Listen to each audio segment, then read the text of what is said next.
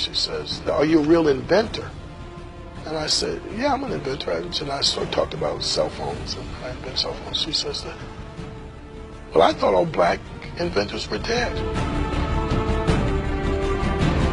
No, I think one of the greatest stories that ever been told is the contribution of black Americans in the 60s and the 70s and the contributions that they've made in technology. To be able to teach young people that the scientists, engineering, and mathematics are the foundation of our society. The satisfaction that you get when you look back, like today when I see how many people can use cellular telephone systems, and many people talk to me all the time and say, "Well, I didn't know that it was a black guy that invented digital cellular communications." Today we spotlight Jesse Russel, whose innovations in digital signal processing led to the modern cell phone that changed the world.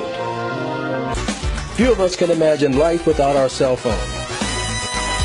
But all of this would not have happened without the remarkable advances in wireless technology made by pioneers such as Jesse Russel, an internationally known inventor who graduated from Tennessee State.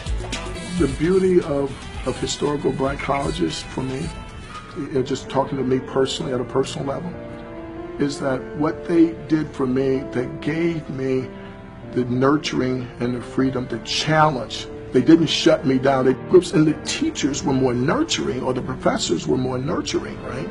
And what they did was they gave you a chance to express who you really were.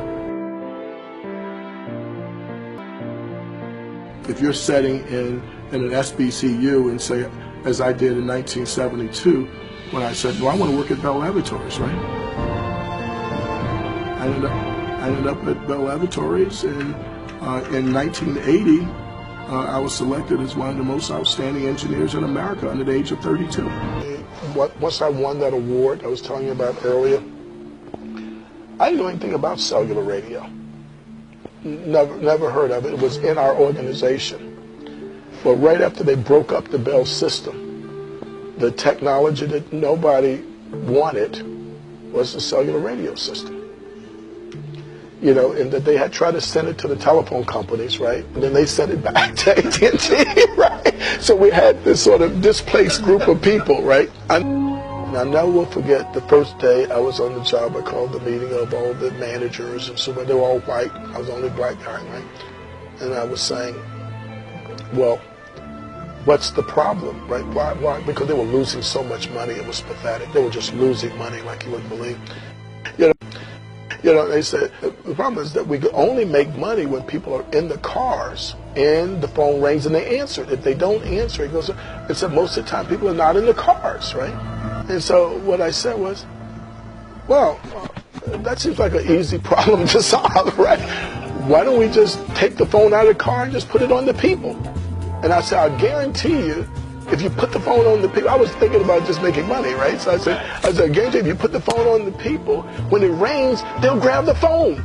And I said, every time they grab the phone, we'll make $1, right? You know, right? You can tell a brother coming from the street, right? It's like selling stuff, right? So I said, every time they hit the phone, right, we'll make $1, man. And I said that we could turn the business around.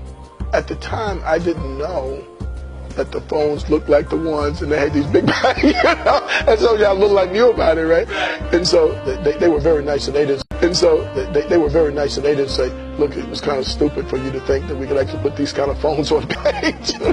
So they said that no, the problem is there are more people than there are cars, and we had designed this for cars, and so there's not enough spectrum to allow us to put that many people. That's why you can't do that, right? Then I said, "Oh, that's what your problem is." What they didn't know, I was probably one of the leading authorities in digital signal processing. Because that's how I'd gotten the award before, but they didn't know that, right? So what I said was, oh, that's a simple problem to solve. What we'll do is that we'll completely digitize the speech. We'll substantially reduce the amount of bandwidth required on a per-user basis. And I described to them how you could do that, by what modulation schemes you would use and so forth. Then I said, if you do the math on that, and I can show you how we do that you could get 4 times the number of people in the same amount of spectrum. And it took us from like 1984 to 88, and we built the first digital cellular system any place in the world. And we took that business from like about $100 million business to $5 billion, simply because I had so much self-confidence, right, that I was able to challenge the status quo.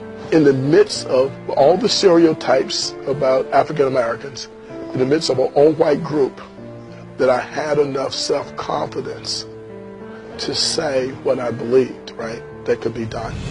Mr. Russell's innovations have continued with his own company, Inc. Networks, and is developing telecommunications for the future. So in the future, people will not just making voice calls or doing text messaging or data.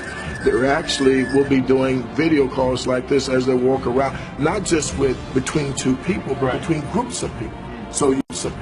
So you have a situation now in the cellular communications industry where the devices, from an innovation point of view, is outstripping the innovations in the network. Right. I mean, so you can build the fanciest device you want here, but there's no network to talk to it that can deliver the bandwidth that's needed to do these very fancy things that they talk about with iPhones and iPads, right? Then you have a very limited thing where if you want more bandwidth on this device, then it's better to put the radio transmitters inside the building. And once you do that, you now can build a very broadband signal going up as well as coming down. Now you change the whole tenor of how you design cellular systems. And that's basically what we did. I used to go out